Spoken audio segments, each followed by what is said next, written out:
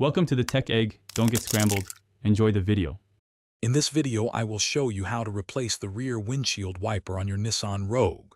First, ensure you have your new wiper blade ready, along with a small flathead screwdriver. Begin by gently lifting the wiper arm away from the rear window until it stands upright and locks securely. This provides ample space to work. Next, carefully examine the base of the old wiper blade where it connects to the arm. You'll find a small tab or clip that holds it in place. Now let's remove the old blade.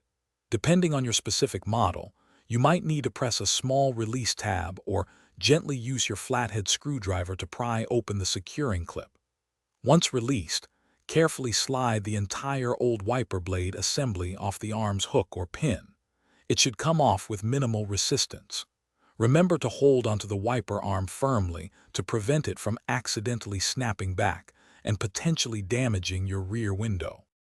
With the old blade removed, it's time to install your new one. Take your new wiper blade and align its connector with the hook or pin on the wiper arm. Gently slide the new blade onto the arm, pushing it firmly until you hear a distinct click, indicating it's securely locked. Give it a gentle tug to confirm it's fully seated and won't accidentally detach during operation. This ensures a proper and safe installation. Finally, carefully lower the wiper arm back down onto the rear window. Do this slowly to avoid any impact. Once it's resting on the glass, activate your vehicle's rear windshield washer fluid and test the new wiper blade. Observe its performance. It should move smoothly across the glass, clearing water effectively and quietly without streaking or chattering.